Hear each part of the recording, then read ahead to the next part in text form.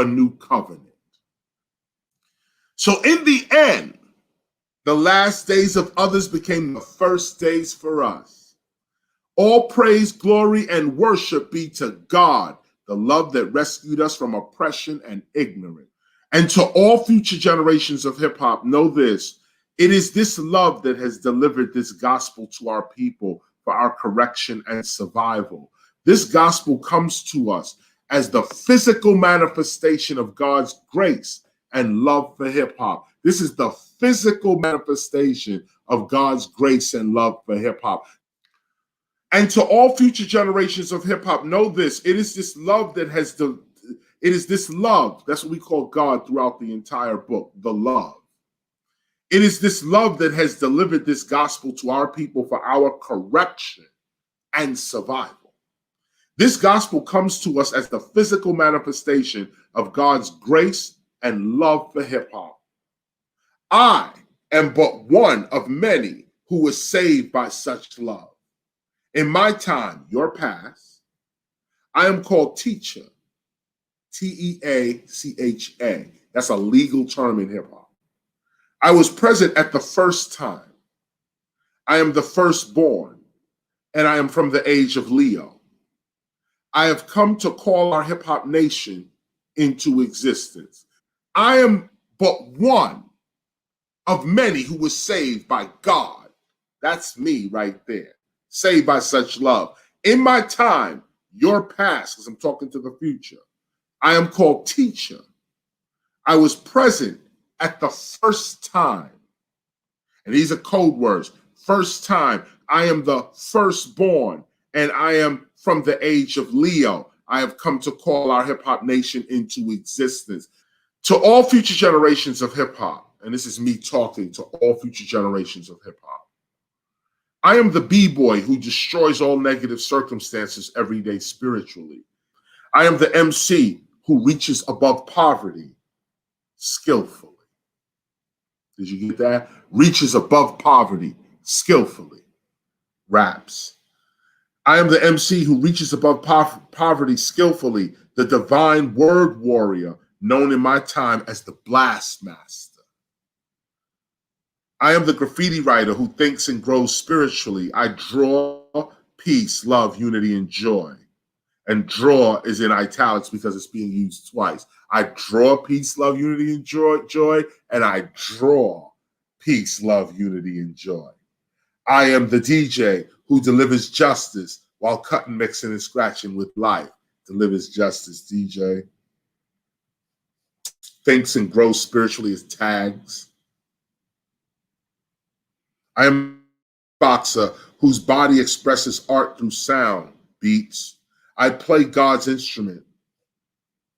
I am the fashion that uncovers the fear and shame hidden in oppressive nations. Fashion. I am the language that loves and never gets understanding amongst grown-up educators. I am the utterance of my culture. I am known as knowledge reigning supreme.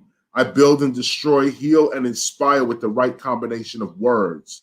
I am the entrepreneur who presents expert negotiating that repeatedly escapes poverty's routine experiences, never exploiting unlimited resources. That all of that is an acronym for entrepreneur. In my time, I am self-created and self-sustained to this very day. I am hip hop. I am not just doing hip hop. I am hip hop. I am the watchman in the tower of hip hop's inner city, urging my people to turn from sickness, hatred, ignorance, and poverty and be restored to health, love, awareness, and wealth.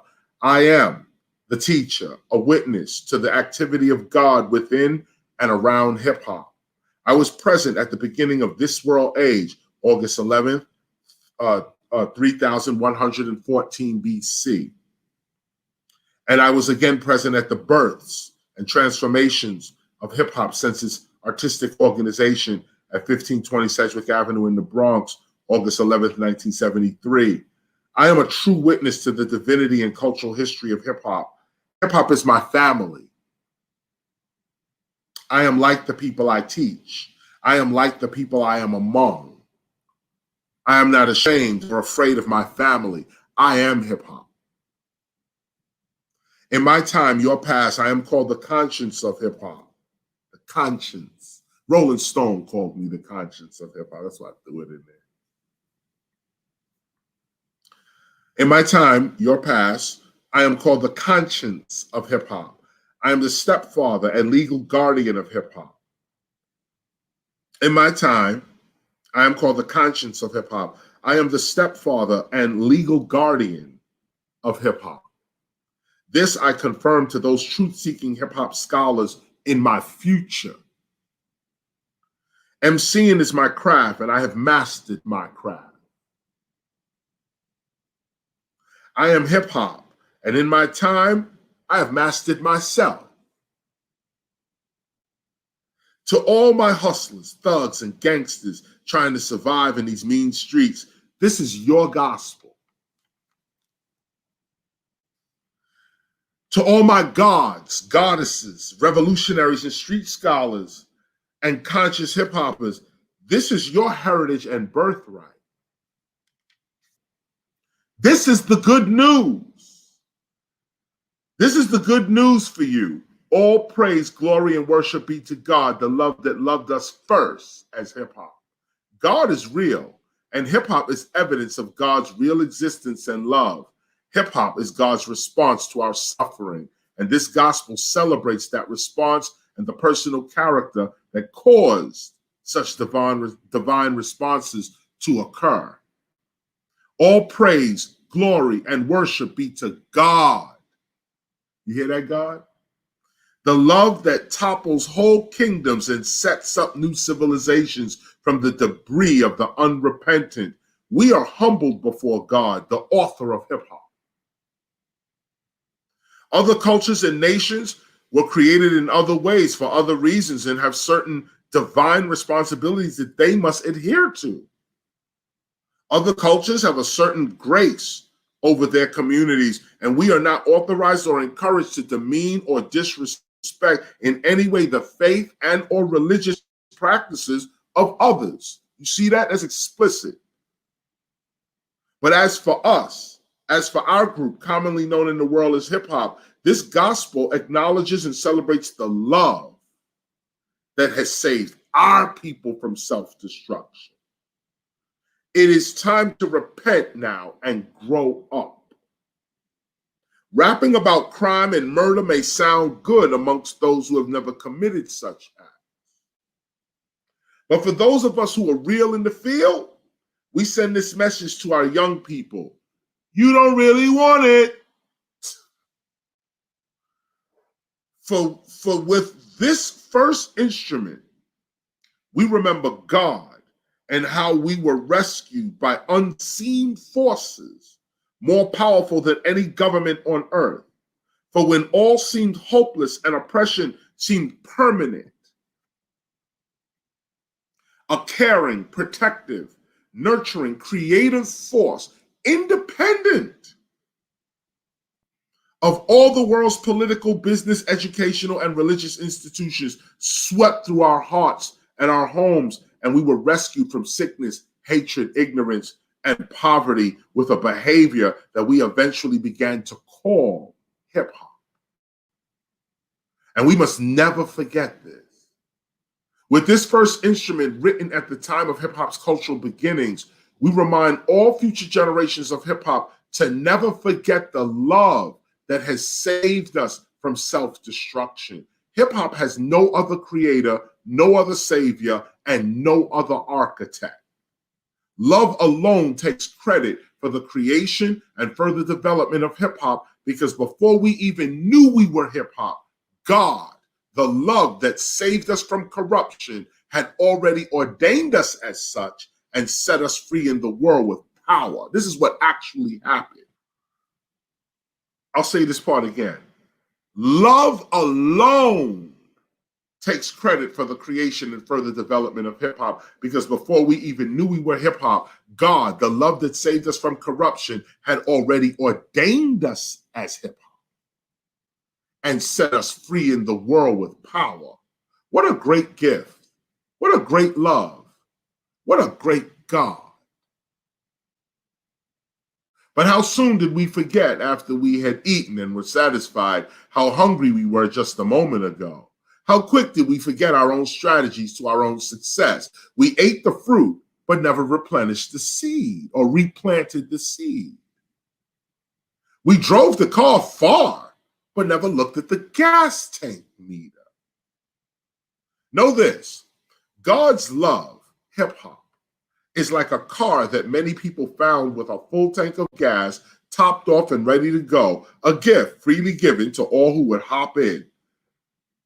Now that we have driven this car for over 30 years through all kinds of terrain, the time has come to repair and replenish our beloved vehicle so that it may last another 30 years. However, now that everyone has gotten where they intended to go using the vehicle, there seems to be little motivation toward the upkeep of the vehicle itself, hip hop itself, the cause of everyone's good fortune.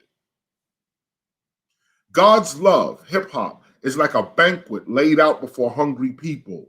Many people today are eating well, but they are not the chefs of their own meals.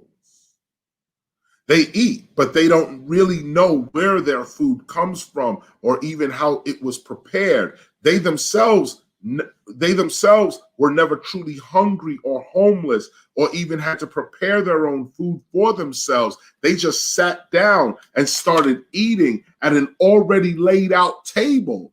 Therefore, the life lessons learned from being hungry and homeless, which accompanied the skills of the chef, are absent from the copied presentations of the imitator, and any success found during this state of ignorance is indeed short-lived. Did you get the parable? So let me read this part one more time. This is important.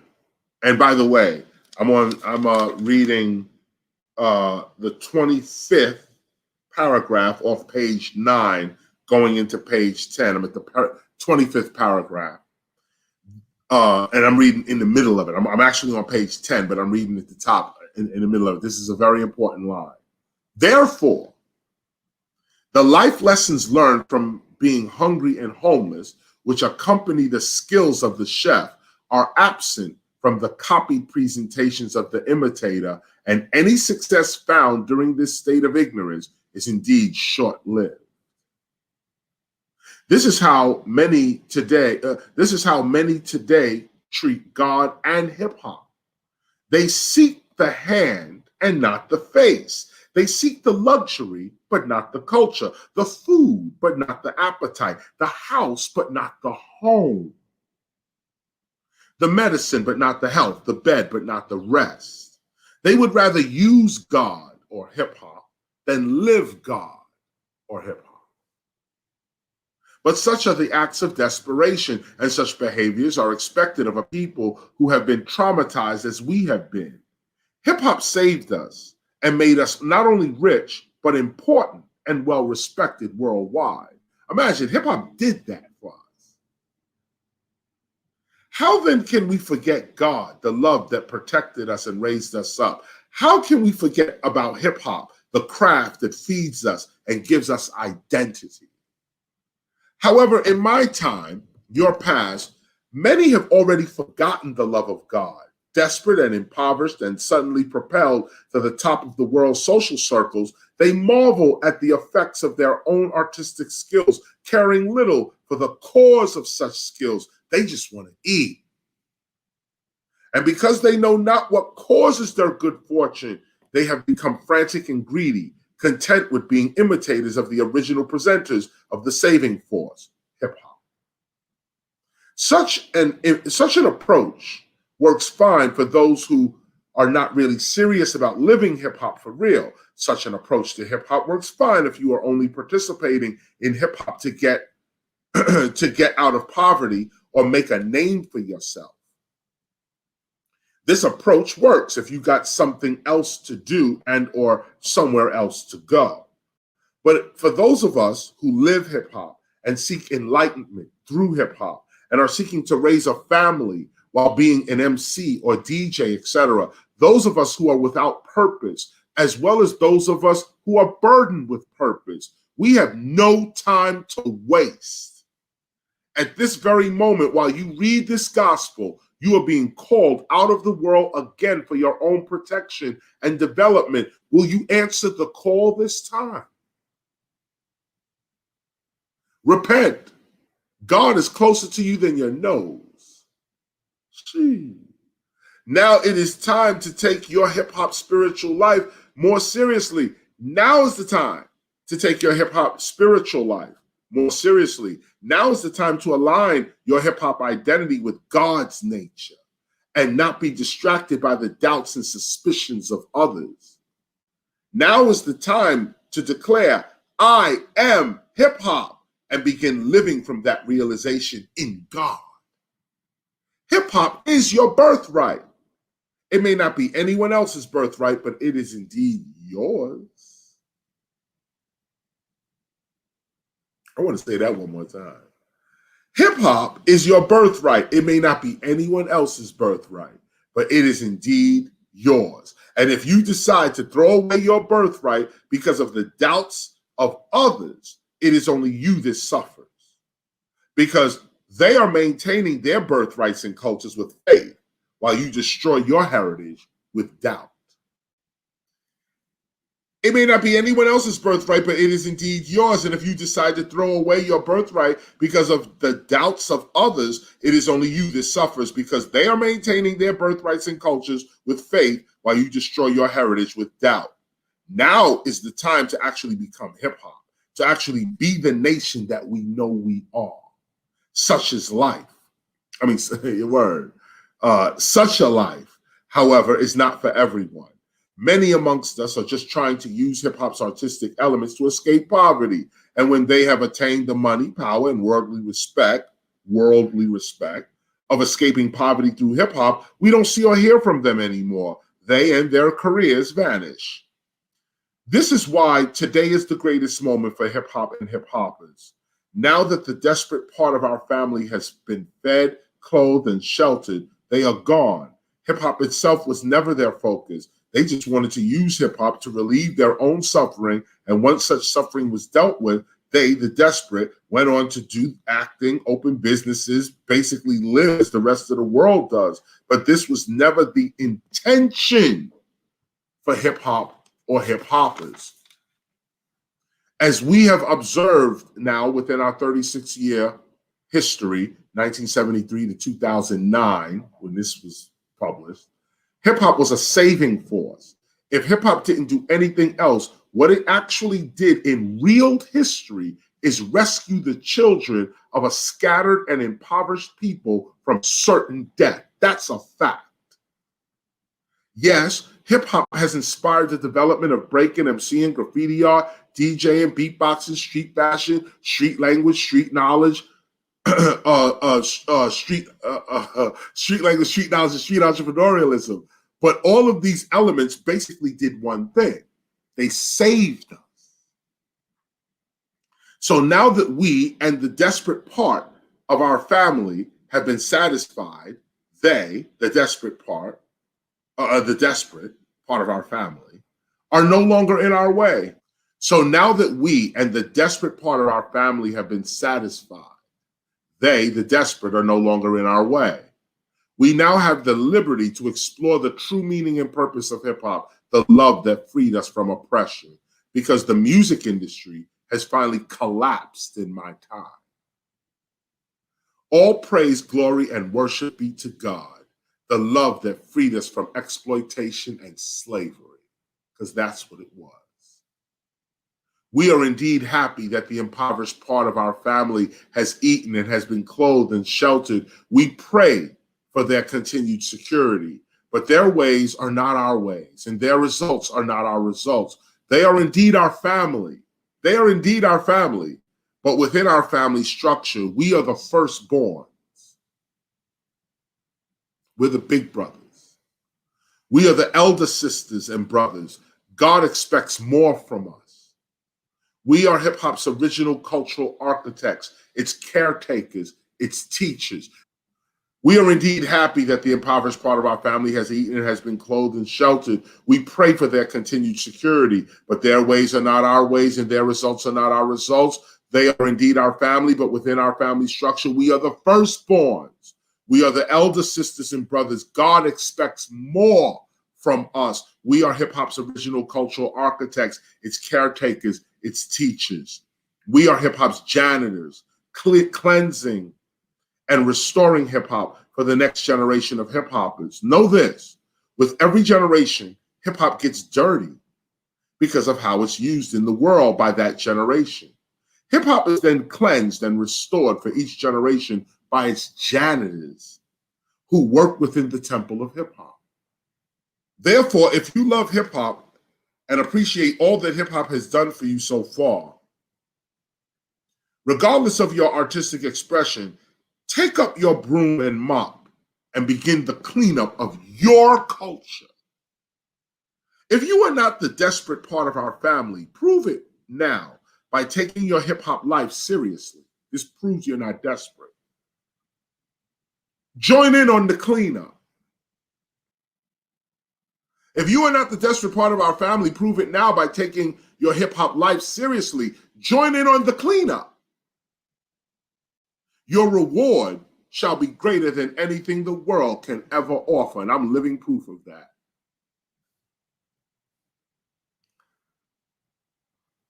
Join in on that cleanup.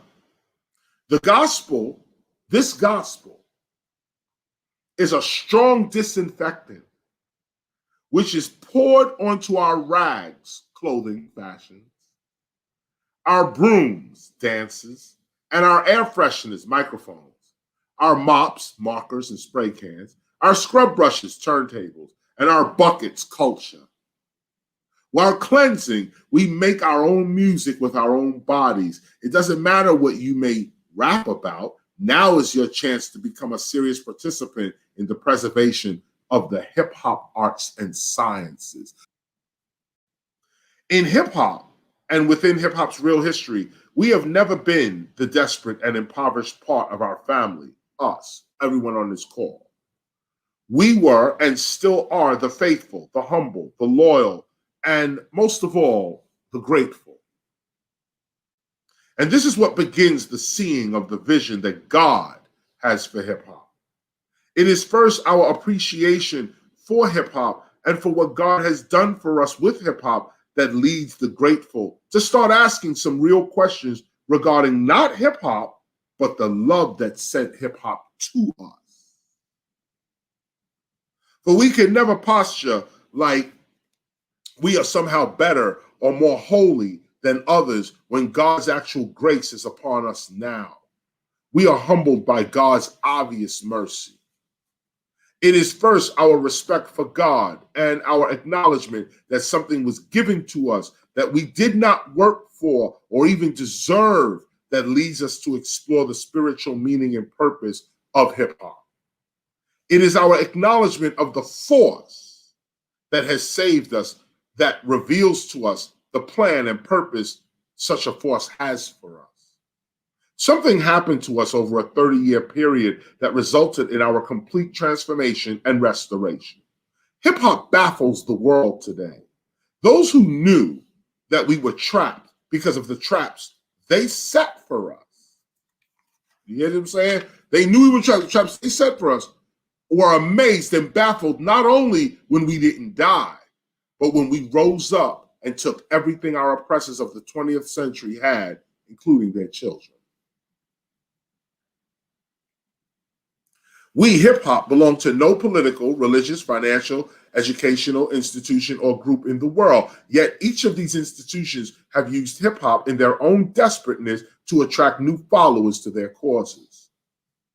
For a culture with no central home base, no financial backing, no religious affiliation, no political organization, not even a race or an ethnicity that it can call its own, this culture, hip hop, created out of the historical activities of America's inner cities, has risen up and completely established itself in the minds of youth everywhere and has completely sidestepped the entire world system and ways of achieving success and stability in the world.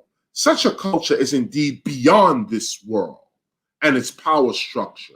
Such a culture reveals the activity of God, the love that rescued us.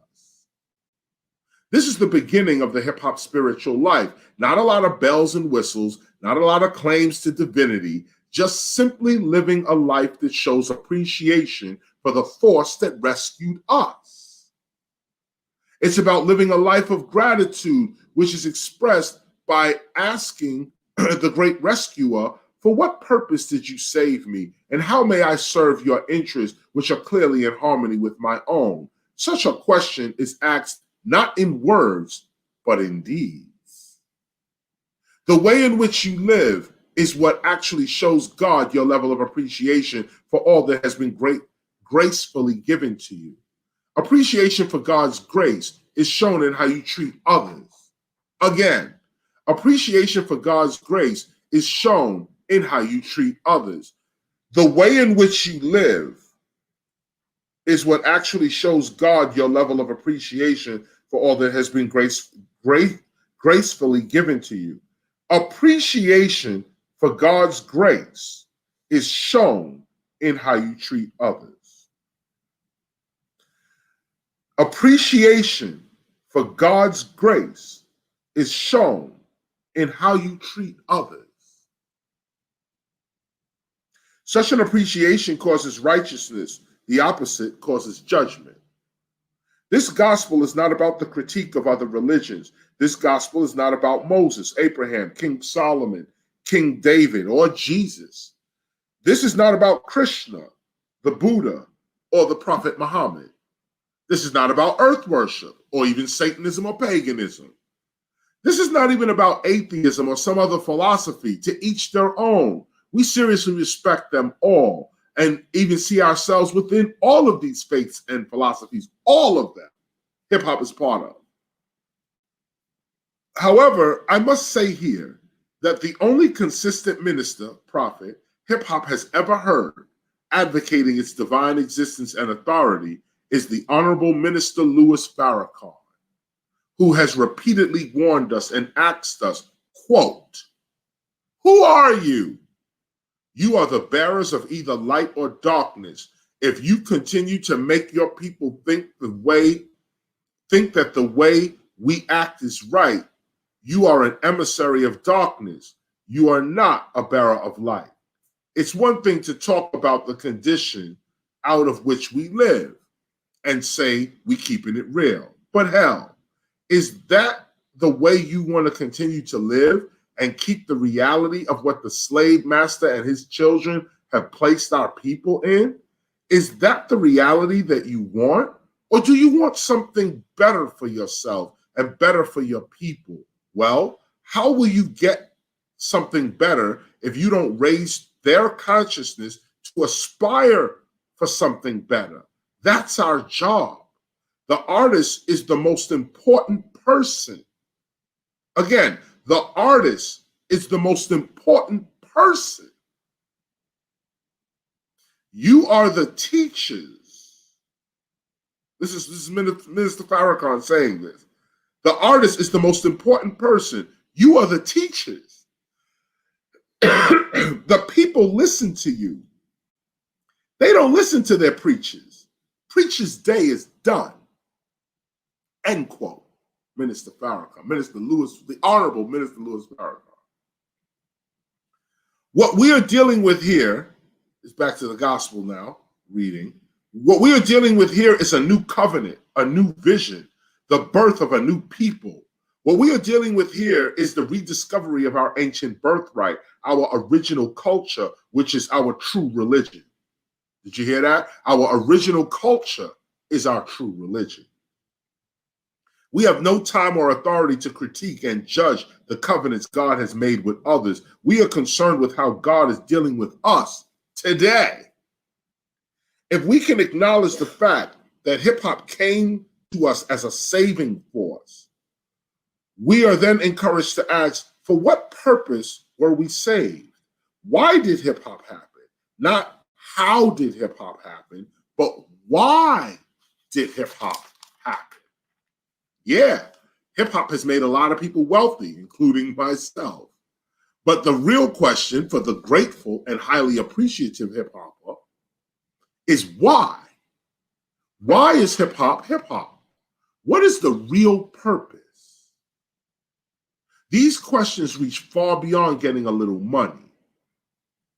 These questions lead to salvation and peace. For if we have evidence of an unseen force operating amongst us, and we do, such evidence should lead us to ask more questions regarding such a force that seems to love us very much. What kind of force is this? Is it God or is it our own egos? How can we know? Well, first, if we can acknowledge that God, the great unified field of infinite possibilities, is one great event, and we, hip hop, are not separate from the oneness of such an event, then hip hop too is an idea of God. And because we exist in the mind of God, we too belong to God and are heirs to a certain unique divinity unmatched by any other in our time. We can even see historically how other cultures have described the God force that saved them from certain death as a voice, an inner urging, a word that instructed them and guided them to victory. Such an urging is accompanied by seeming coincidences, miracles, natural events that line up with the intent of that urging. It is not words that God speaks, it is life, and the voice of life is love. This is God's word, and this is what saved us. This is quote now, Minister Farrakhan, going back to the quote. Public Enemy heard a word, KRS-One heard a word, Big Daddy Kane heard a word, Professor Griff heard a word. So when they heard the word inspired new thought. Yeah, pain. But then they started rapping. There was no beat to it then. It was just spitting out lyrics. But the lyrics were powerful. And the lyrics were not popular in the circles that produced us. Let me say it again. And the lyrics were not popular in those circles that produced us. Talking about the record companies. So they were producing themselves. So we were producing ourselves because our raps were not. This is Minister Farrakhan talking about really how hip hop started, really. So they were producing themselves. They were distributing themselves and becoming rich. And so those who always watch for trends would ask, what's the new trend among them? Ooh, it's called rap. Bring some of it. Let me hear it. When they took that in the room, they said, we can't gasp why the niggers are listening to this. Why, if they keep listening to this, our police won't have work to do. They, hip hop, gonna start building something, end quote. Minister Louis Farrakhan in 2007. When I was wandering around Brooklyn and Manhattan without a house or a home, it was this word that guided me. It was this word that showed me where to sleep and how to eat and when to study. This is how I became the teacher. I heard the voice of God and I followed it. That's straight up. It was this voice that led me to leave home at 16 years of age and drop out of high school to pursue hip hop. It was this voice that taught me things that I had never read or heard before, only to substantiate such knowing later in life. It was this voice that recited to me the poetry that I recite to others. It was this voice that instructed me in battle. It was this voice that inspired the Stop the Violence movement, 1989, Human Education Against Lies, 1991, and the Temple of Hip Hop, 1996, and This Gospel for Hip Hop, 2009. It was this voice that first called me Teacha and instructed me on how to inspire both elementary and college students without ever having attended college myself.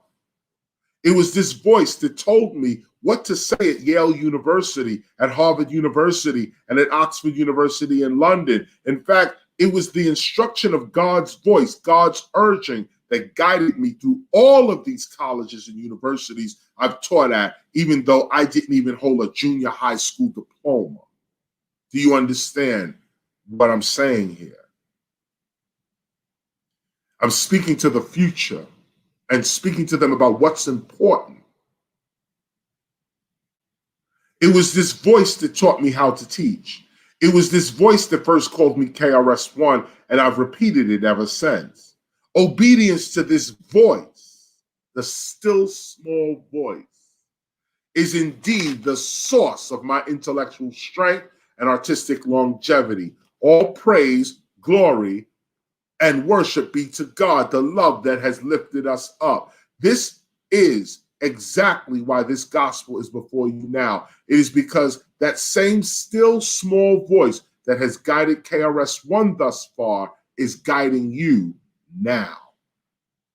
This is real.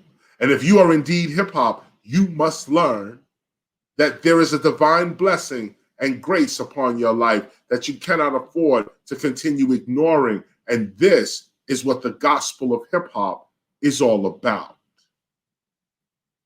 Paragraph 59, page 18. This training is all about getting you to recognize your spiritual reality and begin living your life outside of the fear and worry caused by excessive material want. That's what this whole thing is about. This gospel acknowledges hip-hop as an idea of divine mind and reunites the hip-hopper with the existence of such a mind. This gospel acknowledges hip-hop as an idea of divine mind and reunites the hip-hopper with the existence of such a mind. Okay? This is how I became KRS. I'm continuing on. This is how I became KRS-One. Others may have entered the rap music industry in other ways or may have been hooked up by this one or that one. But as for KRS-One, it was and still is the mystical life and its real effects that got me started as a rapper MC or as an MC/rapper. And this awareness is what I teach to all serious apprentices. For I am not who I am today just because I can rap. Study KRS's history closely. If my life is not a living example of what I teach, then you have no reason to believe anything that I'm saying here. But if my life is evidence of my claims, then why deny your own blessing and the gospel that speaks directly to you for your salvation? I am who I am so that you may clearly see who you are. Again, I am who I am so you can clearly see who you are. But the question we are dealing with here is, how do we know if it was God that has rescued us? The quick answer is because I just told you so.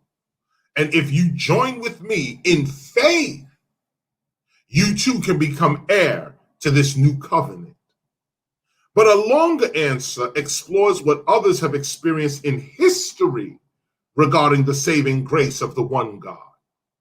One thing we know for sure is that when God raises up a people, it has historically been the most downtrodden, impoverished, powerless group of people that God chooses to restore and raise up. And part of the reason for this historically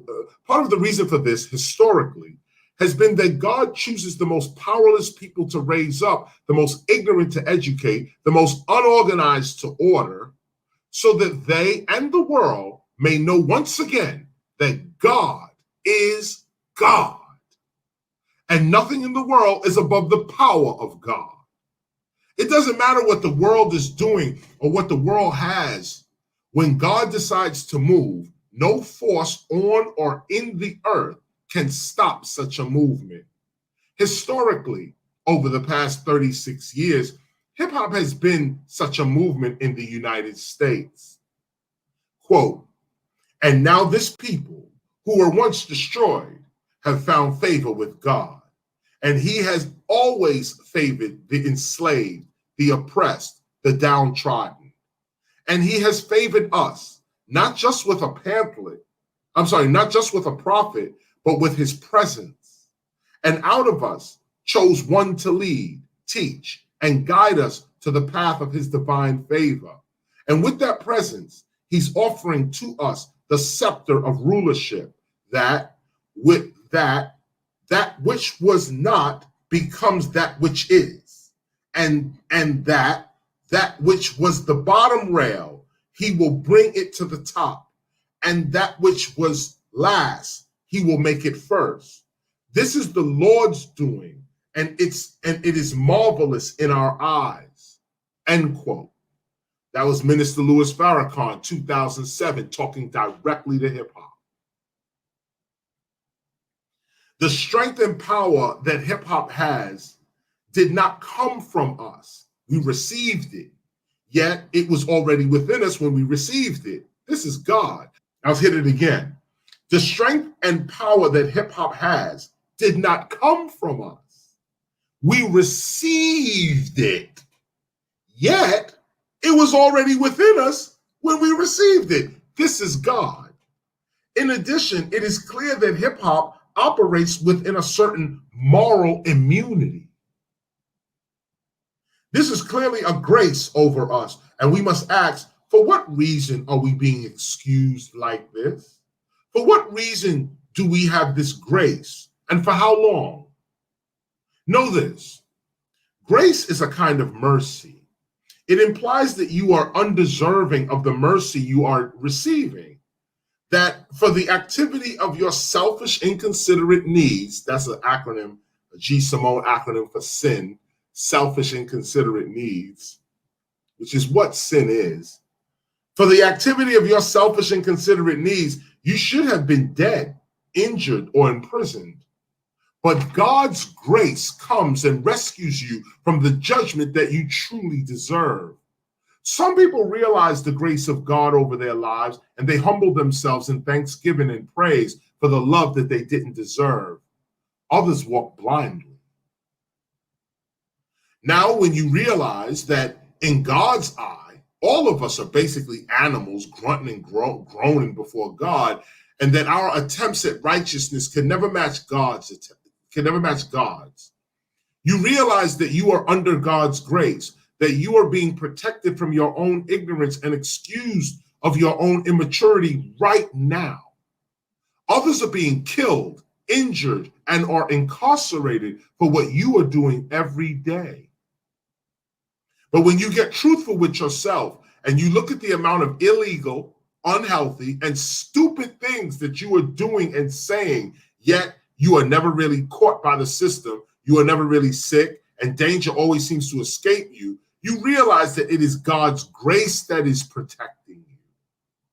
Not your intellect, not your knowledge, not your reputation, not your respect, not your money, not even your faith has protected you from the effects of your own immaturity. It was God. When you realize this for real, you also realize there's something bigger than you, something stronger than you, something smarter, faster, calmer than you is trying to communicate with you. When you actually recognize the grace on your life, you seek not more of the grace, but more of the grace giver. If you actually care, you will want to know why such a gift is being given to you. The first obvious reason is love. God cares about us. The second obvious reason is understanding. God understands us more than we understand ourselves. We belong to God. And finally, there is a plan, a purpose, a work that needs to be done. The blessing in all of this is that for some reason, God believes that we can get this work done. Or in this case, God seems to believe that hip hop can get the work done. Now when you look at this closely, you see that God's grace is also God's faith in the belief that we hip hop are worthy of grace, that we will get the work done. For when God gives a people grace, it is because of the work they've been called to do. It is because of a purpose that will be fulfilled. We are being excused of our wickedness and immaturity right now because we are obviously victorious in our future. Did you hear that? We are being excused of our wickedness and immaturity right now because we are obviously victorious in our future. God can see that, and we are encouraged to see that also. But such grace is not a free pass for continued ignorance. Don't get it twisted. If you are not fulfilling the vision God has placed upon your life, suddenly and without warning, your grace can disappear. Grace is only provided for you to catch up to the vision God has for you. If you are not perfecting yourself, and moving toward the vision God has shown you, grace will not save you from your own stagnation and ungratefulness. God's vision for hip hop is also God's promise to hip hop. But God's people are called long before they even know that they have been called. And this is where grace comes in. Grace gives you a chance to catch up to God's already in progress plan and vision. Know this: God calls us things before we actually become them. God's vision of us is not a far-off dream. It is an actual promise as to what God has in store for us. However, if you don't rise to the promise, you don't get it. It is not that the promise will not happen. It is more that you just won't be part of it. The hip-hop spiritual life acknowledges God's already in progress grace and inspires the hip-hopper to walk worthy of that already received grace. The hip-hop spiritual life acknowledges the standards, practices, and principles of the grace giver. We respect the promise and the promiser, for it is our respect for the promise that motivates us to rise to the level of the promise. The hip-hop spiritual life acknowledges hip-hop's already in progress grace and inspires the hip-hopper to walk worthy of that already received grace. Stop. The hip-hop spiritual life acknowledges God's already in progress grace and inspires the hip-hopper to walk worthy of that already received grace. The hip-hop spiritual life acknowledges the standards, practices, and principles of the grace giver. We respect the promise and the promiser, for it is our respect for the promiser that motivates us to rise to the level of the promise. Just imagine, if someone promised you something, you would have to respect the promiser in order to receive the promise. If receive promise, you have to believe that the one promising is actually capable of delivering the promise. If you don't believe or respect the promiser, even if the promiser can deliver the promise, you will never achieve it simply because you don't respect nor believe the promiser. A promise is like a two-way street. Both the giver and the receiver have to cooperate for a promise to be fulfilled, especially a promise that is like a received gift. If you don't join in on the faith of the promiser, it is you who walk away from your own gift. In this case, the promiser is God, and hip hop is the receiver of the promise gift. All those who join in on this faith join in on a new covenant complete with health, love, awareness, and wealth, a covenant that provides peace and prosperity to all who claim hip hop as their culture and lifestyle. This is real. God has already made us a holy nation. The challenge for us now is to rise to the character of God's vision of us before this season of grace runs out. And the key word here is vision. Vision gives us direction, purpose, and restraint. When you have a vision to achieve and you seriously commit to it, the world's temptations don't affect you. Vision gives us direction, purpose, and restraint. That alone you should meditate on. Vision gives us direction, purpose, and restraint. When you have a vision to achieve, when you have a vision to achieve and you are seriously committed to it, the world's temptations don't affect you. When you have a vision to achieve and you are achieving it, you are in harmony with not only God's vision, you are in harmony with God's law.